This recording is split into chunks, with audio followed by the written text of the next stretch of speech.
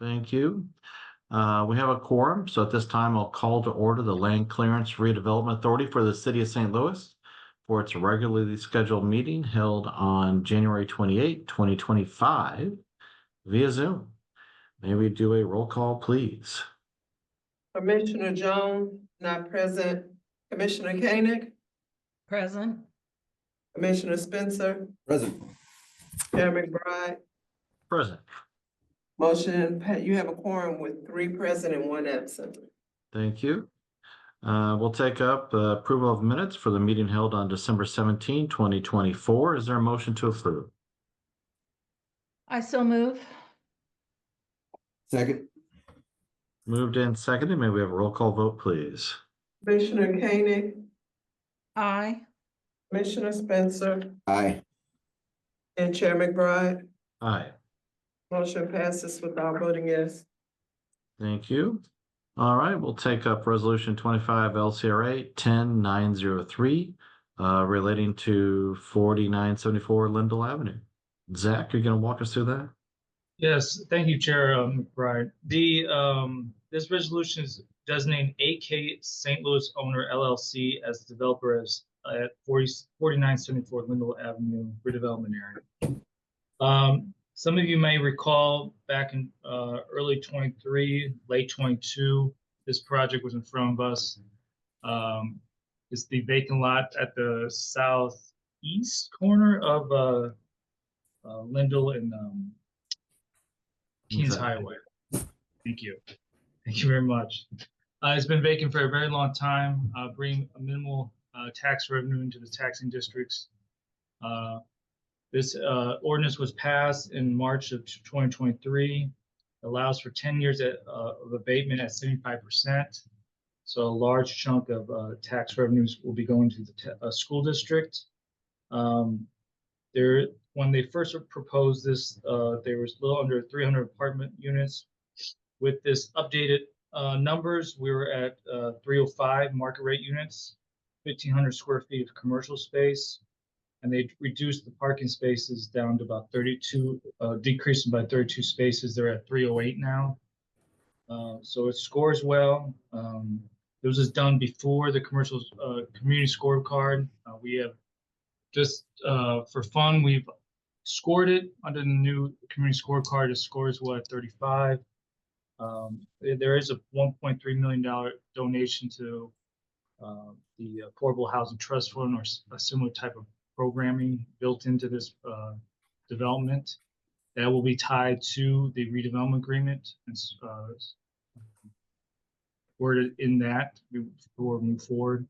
Again, this will also be in front of you next month also to discuss the abatement on sales tax for construction materials too. So you'll be very familiar with this project. I have Andrew Yule and David Swing to speak on behalf of the developer.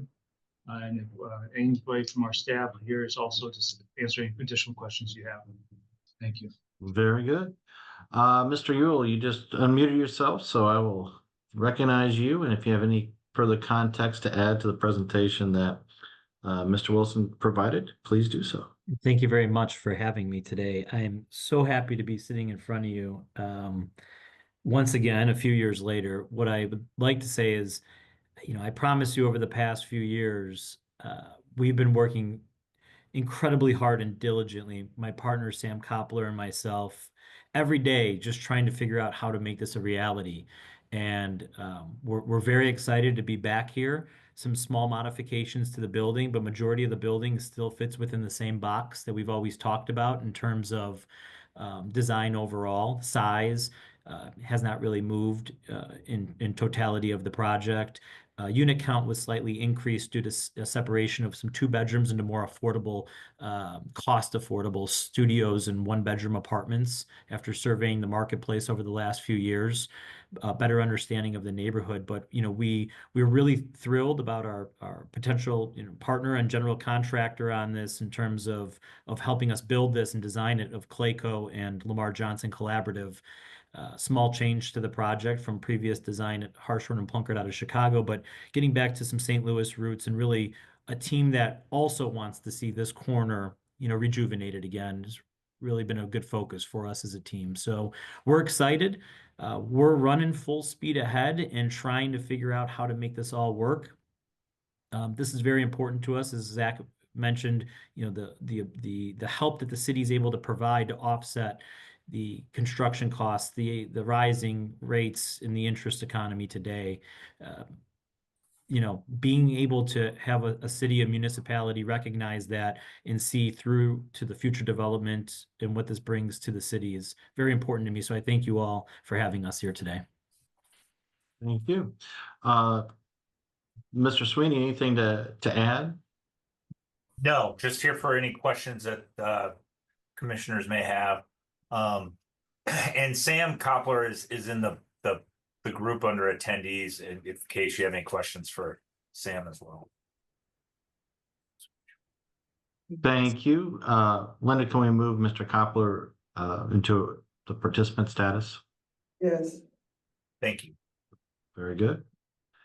In the meantime, commissioners, do you have any questions for Mr. Yule or Mr. Sweeney on this project?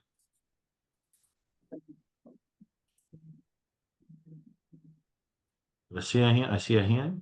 Commissioner Koenig, again, we'll take you first, please. I guess my only question, I brought myself up to speed by kind of Googling where this all was before I came around. And I guess my only question is, what is your projected start date for building? We are targeting the summer of this year, sometime Okay. in the summer. All right, great. Commissioner Spencer. Oh, let's see here. Where should I start? First, I guess I'll say I'm as excited as you are to see this project coming to fruition.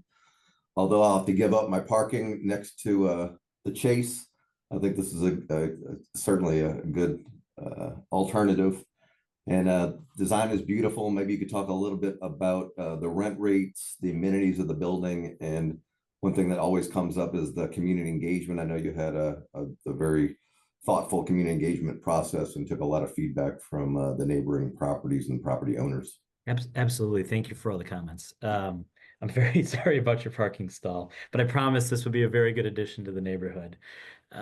Today, we continue to watch the marketplace. We've seen, a slight increase in rents just naturally in the marketplace over the last few years. However, that increase in rents has not been substantiated, is close enough to the construction cost rise that we've seen on inflation and building materials and products. A building like this is cast in place concrete. Concrete is clearly holding its own in terms of costs. A lot of infrastructure work that's just deployed all throughout the country that requires concrete and glass here in this type of project as well. See a lot of, airport renovations, stadium renovations, just federal work everywhere. And so those costs have never broke. And really the big driver in costs today is energy. It's electric. There's data centers and, different types of battery manufacturing, chip plants being built all over this country. And a lot of those guys just kind of frown when they see apartment work going on. So it's been a challenge for us. The rents you see today are, what we're trying to do and why you see the unit count increases. We find it that the smaller unit mix is helping us offset some of that. If we can hold the studios and smaller one-bedroom rent prices to a lower chunk rate overall, a chunk rate being your all-in cost, then hopefully, it opens up the doors to more possibilities and they can live within the community. So to that second question of what type of amenities are here, we're going to offer as many robust amenities as we can. We'll have a very engaging library, co-working, atmosphere at the lobby level, flanked by 1,500 square feet of retail, which will be a complement to that ground floor. As you move up the building to the podium level, we're going to have a cafe type juice bar for the residents that is flanked off the back of a fitness center, something that they can continue to use within the building overlooking the park. Fitness center will have all of your top end equipment you would find in a gym, some form of a sauna that would be inside there, a treatment room that we do, and then an outdoor pool deck with grilling stations. cabanas, an outdoor like grass area for outdoor yoga. And as you make your way to the top of the building, you can see in that upper rendering, we've dedicated the top of the crown with some, change in architecture here to, showcasing the views of the park, an interior amenity there, which we're kind of thinking about the idea of a stargazing lounge with a little bit of a skylit roof. So at nighttime, you can see some unobstructed views of the stars and the sky, and then the view of the downtown arch, and trying to tie in some sports, as we know St. Louis and sports go hand in hand. So trying to tie in all the things that are loved in the St. Louis community, and by offering all those amenities, we try to offer a smaller unit size that can keep that chunk rent down just enough to make sure that we're still in the range of affordability for residents that would want to live here. Mhm. Can you talk a little bit about the community engagement side? Sure. For years, Sam and I, we held several neighborhood group meetings through different, through our alderman process at the time, continued on with our current alderman, keeping him apprised of, just kind of quarterly, hey, we're working on this project in the background, but, we're definitely working with our neighbor next door, the St. Regis. This kind of came at us fast, and just getting it rejuvenated here in the new year. So we plan to make sure that we continue to honor our agreements with our neighbors, the St. Regis Condo Co-op Association, and then we'll have a revisit back to the historical group, because this site technically sits in a historic redevelopment agreement district. So we're making sure that we're going to continue on with those right groups and hearing from any of the concerned residents and neighbors that have any types of concerns. But it was a very ongoing process for several years. Yeah, I read about it and saw several meetings. Well, thank you for your investment on this corner in the Thank you city so of St. much. Louis. Thank you. It's I don't think there's going to be many high rises built in the whole United States in the year of 2025. And if we could, get this thing off the ground, I think it's going to be a major accomplishment for the city, and something for the city to point its finger at, to say St. Louis is open for business. If Yeah. anyone doesn't notice yet. Absolutely. Thank you. Mr. Kopler, you were in the other side of the speaking section, so to say, and I don't know if you heard the presentation that Mr. Wilson and your cohort, Mr. Yule, provided, but if you have anything you want to provide to the commissioners as way of context, please do so. Well, I appreciate it. Really not much to add from Andrew's side. There's just been a lot of people beyond Andrew behind the scenes working very hard to figure out a way to make this happen. And for at least from my end, I appreciate him and his team's commitment, because we hit some rough waters in the last few years with the rise in interest rates and everything. But they've proved their commitment, and I appreciate LCRA's patience, and frankly the entire city's patience, because I know this is coming a long time coming. But as Andrew said, this is a statement piece that St. Louis is open for business, and we're very excited. Very good. Very good. Our Andrew in the SLDC, Mr. Knapp, can you walk us through the financial impact report that was performed on this? Do we want to maybe do a scorecard real quick and then jump Yeah, into that? you can start the scorecard. I think that Zach gave us a really high level, but feel free to go through the scorecard and then roll right into the financial impact report, please.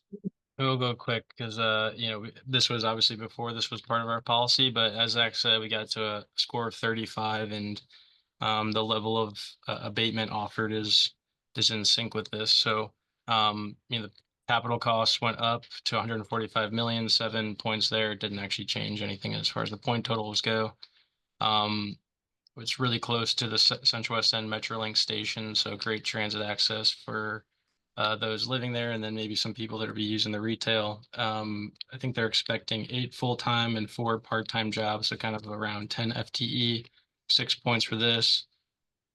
It is located in Economic Justice Index Area 4, so 5 points. The $1.3 million contribution Zach talked about, either Affordable Housing Trust Fund or something similar, was a pretty important part of this project, and the agreement ultimately settled on. So 5 points for that. And it is creating housing and some retail along Lindell, the commercial corridor there. So 5 points for that. Very good. Should we jump over to the financials? Yeah, I think that's what I want to look at. Thank you. And maybe Sarah, if you can go back to that one summary slide that kind of provides the one before this, I think. Yeah, there we go. So some of the kind of like higher level financial impacts. So of the 145 million total costs, 109 are expected to be hard costs. So there are also minority owned, the benefits of minority owned firms receiving approximately $26 million in contracts, and women owned firms getting $12 million in contract. So the return, as Jake talked about the last time this came before you, the returns are low according to our model, given that, we're looking at basically stabilizing this and then comparing a 10-year unlevered return. And in this case, I think, the expectation is that they'll build it and hold it for quite a long time. So the developer rate of return of 4.6%, a little bit lower than the median. But that's a good thing. As far as offering incentives goes, there's benefits to the city of over 10 years of $2.5 million to the city taxing district, 6.7 million over 20. School district will receive $1.5 million over 10 years and 9.1 over 20 years. I think base taxes are like $69,000 a year right now, so their taxes will be going up quite a bit. And the overall, net present value of the incentive at $6.7 million is around 4.5% of project costs. So, it feels like a reasonable level of abatement to be offering and making this project happen. Can answer questions. I can go into things in more detail. Sarah, if you want to, put up the big thing. Yep. There you go.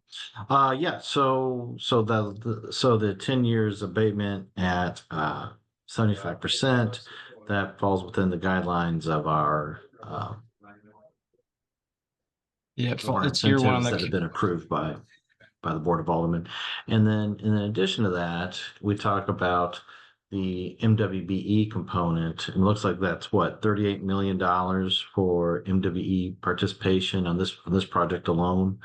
Right. For its construction, correct? Yes, correct. And my understanding is that there is no other way in which a city can require a developer to participate in MWBE enterprises at that level, absent an agreement dovetailing into the incentive project, correct? That's correct. And as part of, that beneficial arrangement to, the overall city, that does add some additional compliance and potential cost to the developer too. So, as we're talking about a rising cost kind of market right now, we're offering this incentive in order to make sure that we still get that benefit. Very good. Any questions from the commissioners for Andrew on the community benefit scorecard or the financial impact report? Commissioner Spencer. I just want to point out, how important density is, and on the community benefits agreement of being along that commercial corridor, and that's almost as important as anything. We're bringing more people to the city to spend their money and to participate in the small businesses there. So love that part of the scorecard. And on the graph, anytime you see a graph that you're increasing revenue at this amount over such a short period, right? When the project gets started, and then you see that ultimate benefit after the 10 years, these are the charts that we want to see. And these are the projects we want to talk about their longevity. This is not about the next 5 or 10 years. This is about the next 30 to 40 years or longer. So I'm just really excited about this project, and thanks again for bringing it to us. Very good. Anything else from the commissioners? Before we move on, just 2 quick points. The updated drawings still have to be approved by Cultural Resources and a couple of city departments. So I just want to make sure that the commissioners are aware of that. And then prevailing wages enforced on these type of projects too. So Not only will minority compliance be enforced, but prevailing wages will be enforced on incentivized projects. I appreciate that, Zach, and that's a great point to show that we're taking care of the folks that are working in the construction of this particular project as well. That's outstanding. I'm I want to try to dovetail a reference to Voltron in here, but I don't feel it. It's not coming right now. But anyway, we're gonna say Voltron, put on the record. And It's coming together. So there we it's go. coming together. There you go.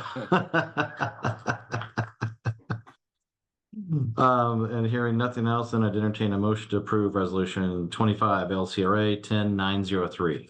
So moved, Sean Spencer.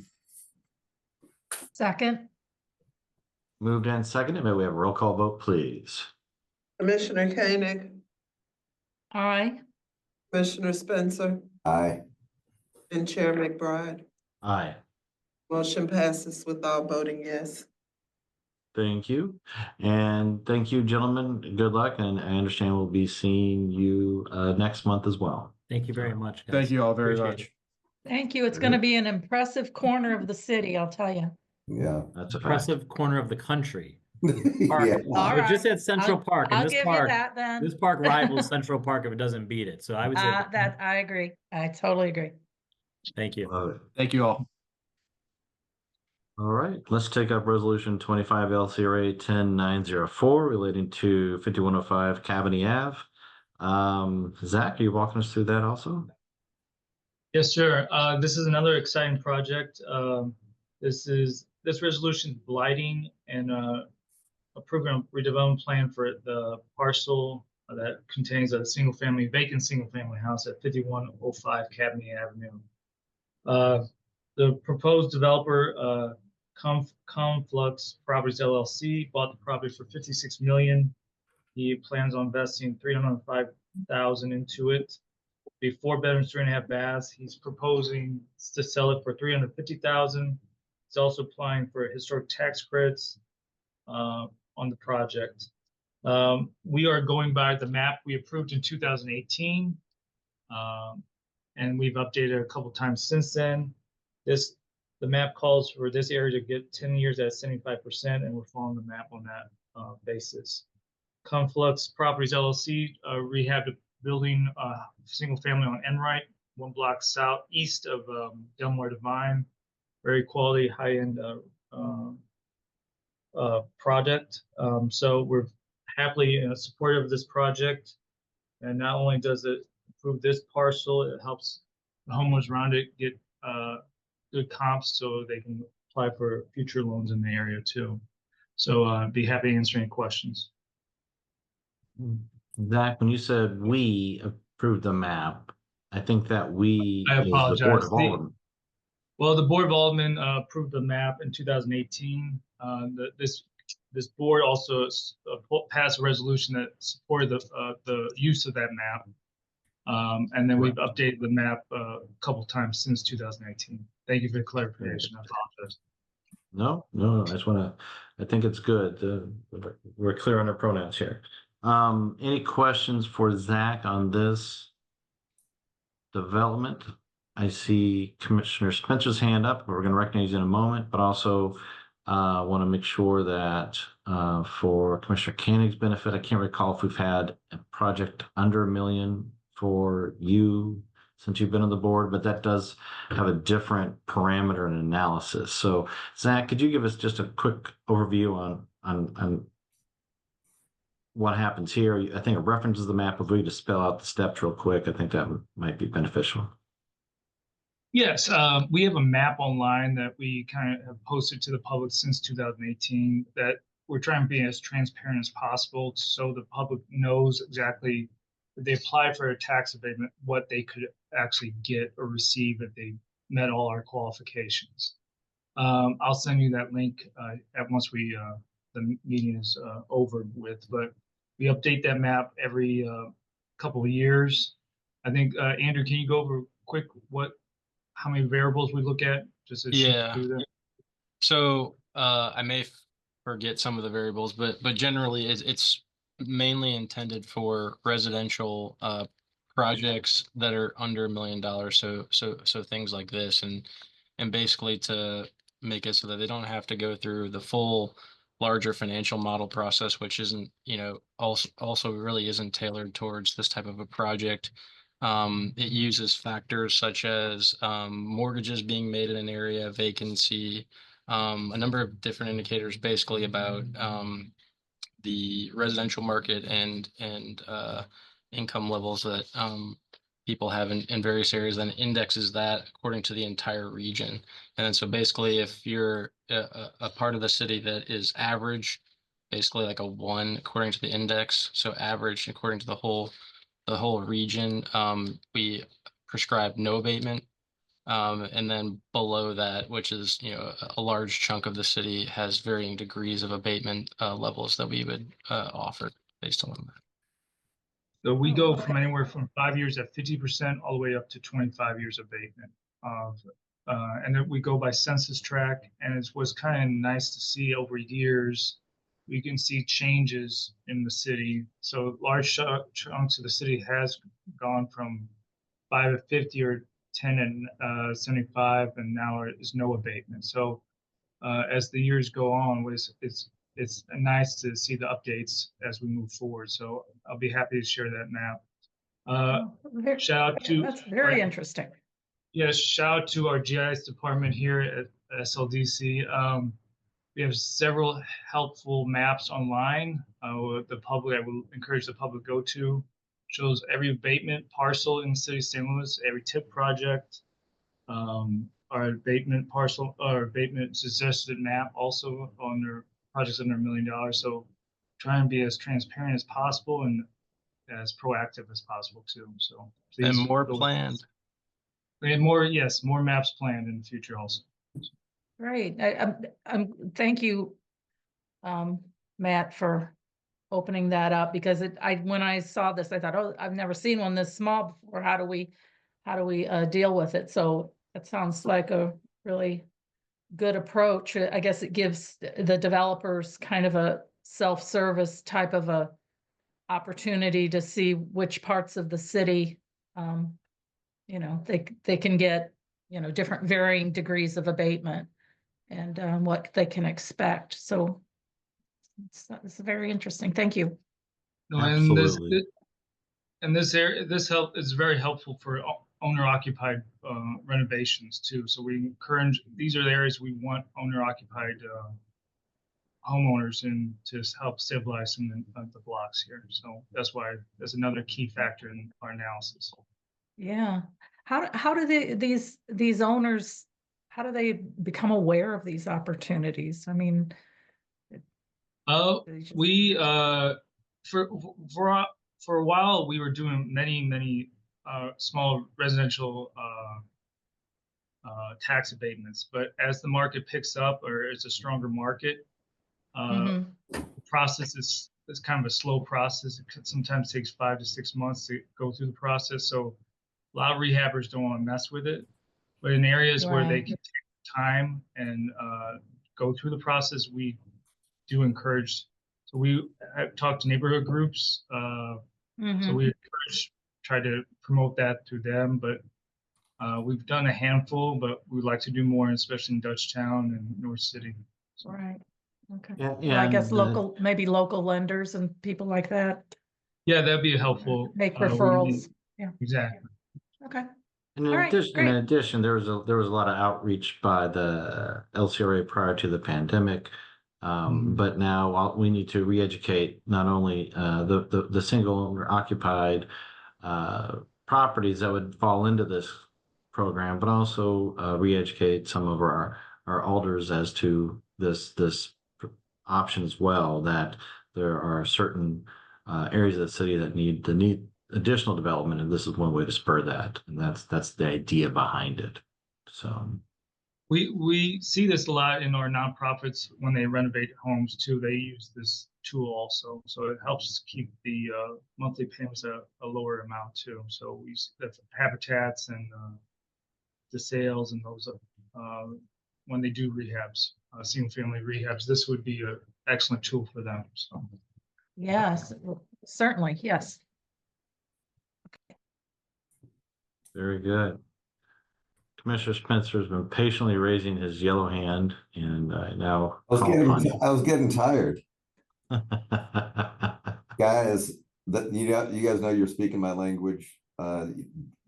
This is not a developer's incentive. This is a buyer's incentive.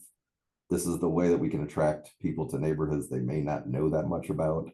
And in the Academy, the West End neighborhoods, there is a lot of momentum in these neighborhoods, and I'm not sure it's getting talked about that much, but there's just a lot of activity.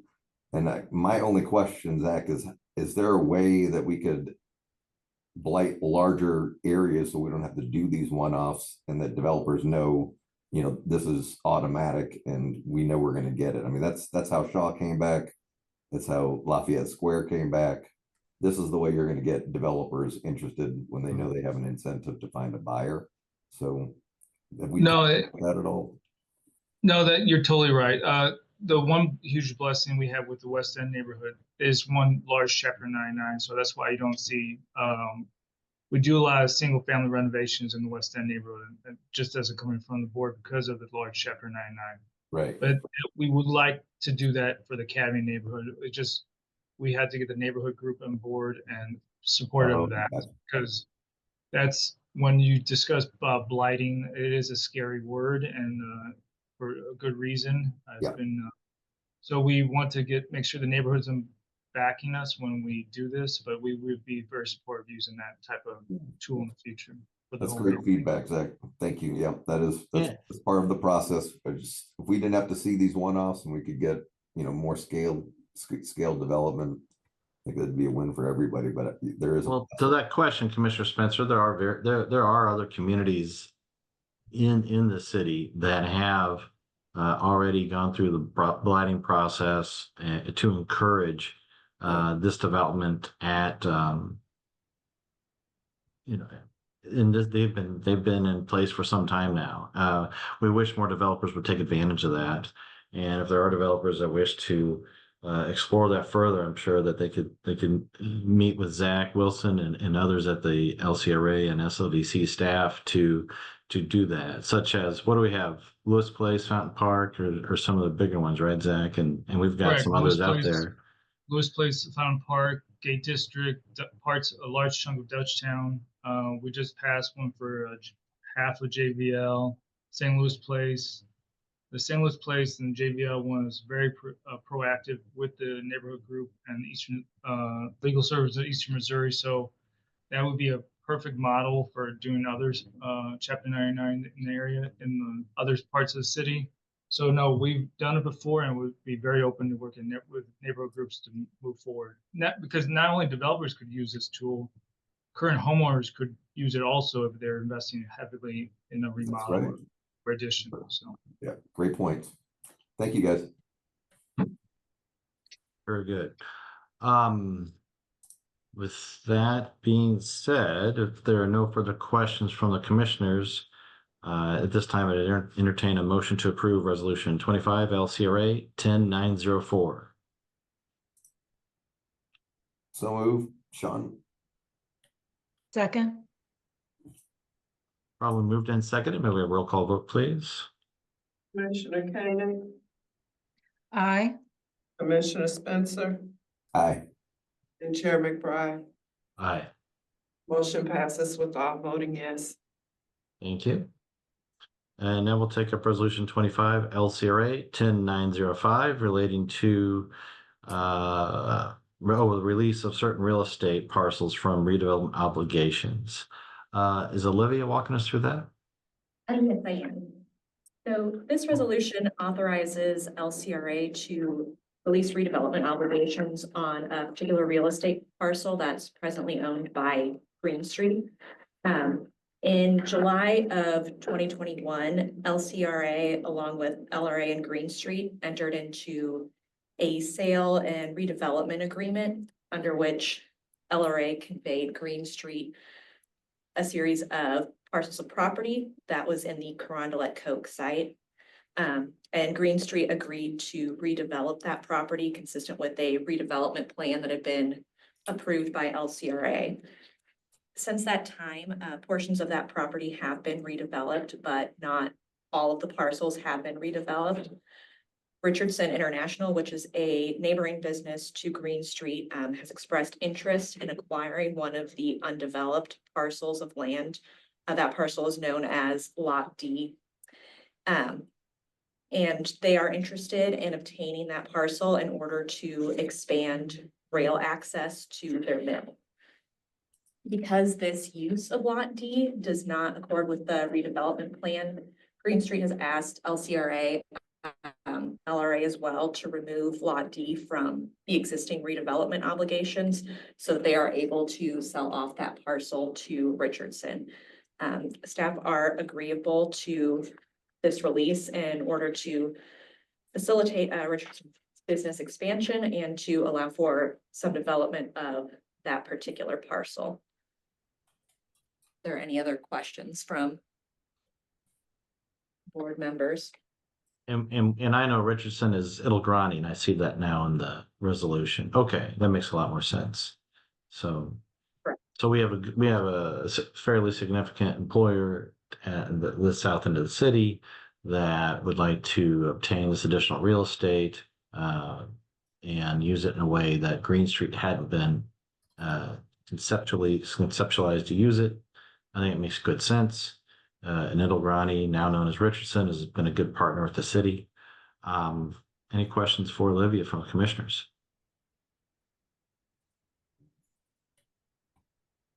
So we're just authorizing, and with this resolution, we're authorizing the executive director to negotiate, memorialize this, and wouldn't need to come back to us for anything with any contract. Is that correct? That's correct. The resolution authorizes the executive director to negotiate and execute the necessary instruments for the release. Okay, I think it makes sense. There are no further questions. I entertain a motion to approve resolution 25 LCRA 10905. I so move. Second. Moved and seconded. May we roll call vote, please? Commissioner Koenig, Aye. Commissioner Spencer, Aye. Chair McBride. Aye. Motion passes with all voting yes. Thank you. And now we're going to turn to Susan Taylor for resolution 25 LCRA 10906 relating to riparian rights and fleeting. So I feel like I'm on my Port Authority duties right now. This is good stuff. So Susan, welcome to the LCRA. I appreciate it. And give us an overview of what we're doing here. Sure, thank you. The parcel that you were just looking at has obviously some river frontage. And the riparian rights are not part of the shift of that parcel from Green Street to Richardson. The harbor here has a lot of barge parking lots. They're called fleets. It's in very short supply, high demand. Authority is helping LCRA put this out for lease, put out a request for proposal to lease it. And what you see in the photograph here are some barges that some of them are stationary barges to which transient barges moor to form the fleet. Those kind of cylinders that you see are they're called mooring cells. It's sheet steel that's cylinders driven into the riverbed and then filled with rocks and concrete at the top. And so the Port Authority would like to put this out, is requesting your authorization to go out for a request for proposal to get a fleet to lease there. And we want in the RFP, we're going to tell potential fleeters that the Army Corps is going to ask them to remove all those derelict mooring cells. That picture shows them in better condition than they are in now. What we're asking you is the authorization to go ahead and do the RFP, and then to create the opportunity for a lease, that then the lease would be, the revenue from the lease would come to LCRA to help it recover from all of the back and forth of this Carondelet Coke saga. Very good. Thank you, Susan. And Commissioner Spencer, riparian rights, that they relate to the rights of a riverbank. Thank you. So I wanted to alleviate any confusion you may have. I had to look it up, so. Yeah, if you own Remember back. property. I did if as you own- well. Sorry, if you own property on the river, your your water edge has mooring rights that are called riparian rights. And sometimes you can separate the two, but generally speaking, if you own the land that fronts onto a body of water, in this case, the Mississippi, you control the rights for anybody to tie up their boats there. Susan, are we going to be using the same fleeting lease parameters that the Port Authority uses for its property? Yes, the fleet here is probably gonna end up being wider. The Army Corps has to give you a permit, but we think it'll be wider. As you can see there, there's 1, 2, 3, 4, 5 barges long. And we think the Corps is gonna give the potential fleeter a permit for 5 barges long and maybe 5 barges wide. So we're looking for a slightly higher lease rate for the rent. The moment we're at about $75 a linear foot. If this ends up being about 1,000, that's the rent. And so we're looking for 80 to 100, knowing that the whoever gets the fleet will have this initial large cost to tear out those cells, and we're willing to work with them to help offset that that expense for them. But we would like to lease this for up to 25 years, and we don't think we're gonna have any trouble leasing it, just because I'm getting calls all the time saying, I need more fleeting. So we think it'll be a good lease. Outstanding. And that's, and on the photo that's up, that's the River de Pere that's coming into the Mississippi River. Yes, on the left, that's right. And you can just see the base of that electric tower a communications tower, I guess, or it's Ameren, I guess it's Ameren. That's part of that Lot D, I think, that you all were talking about earlier. Okay. Very good. All right, well, that seems very prudent. Unless there are any further questions for Susan from the commissioners. I do see a hand. Commissioner just- Spencer.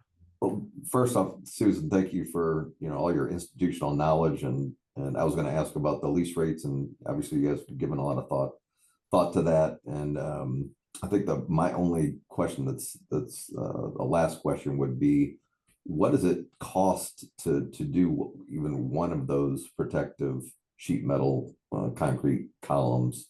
What kind of investment are we gonna have to really work with a potential lease on? Oh, are you talking about to tear them out or to moor the fleet once they're torn out? Because Well, yeah, I was just thinking about just the upfront investment, and maybe just a gauge on okay, what we're talking about. we're kind of hearing different things about tearing them out. Several $100,000 is, if Roland's on the line, he's been talking to the Corps and to various people who would demolish them. You don't need to rebuild those to moor a fleet. Okay, If you were to put in new cells, that would be quite expensive, but a fleet is able to be moored without those mooring cells. There are different ways to do it. A humongous anchor, a chunk of concrete embedded in the embankment is probably what they'll use. okay. So we got options. I thought that might be really expensive. That'll be part of the RFP to sort out that aspect. Yeah, But there are plenty of places along the river, the 21 linear miles of property that fronts a river in the city of St. Louis that did not have any mooring cells. But you've seen these mooring cells out in front of the arch grounds that would serve more as protective role for either the barges, McDonald's, or the porte-cochere. So. yeah, where the Admiral used to be parked and then the President Casino, the casino was hit by a runaway barge, and so 4 of those mooring cells went in. And one of them was removed to get the President Casino out, but Matt's right, those 3 mooring cells are still there, and they do protect anything between them and the shoreline. The barge industry isn't gonna want those on the outside of the fleet, because then you can't get the barges in and out. So I don't believe you're gonna see any mooring cells inside or outside of the fleet here at this location. Very good. And this time I'd entertain a motion to approve resolution 25 LCRA 10906. So moved. Second, It's been properly moved and seconded. May we have a roll call vote, please? aye. Commissioner Spencer, Aye. Chair McBride, Aye. and the motion passes with all voting yes. Thank you, and thank you, Susan. All right. Thank you. Very interesting. At this time, I'd entertain a motion to go into executive session to discuss matters involving leases, purchase or sale of real estate, or legal actions, cause of actions, or litigation, and privileged communication with attorneys, all authorized by section 610.021, parents 1, 18, and 2. James, did I miss any?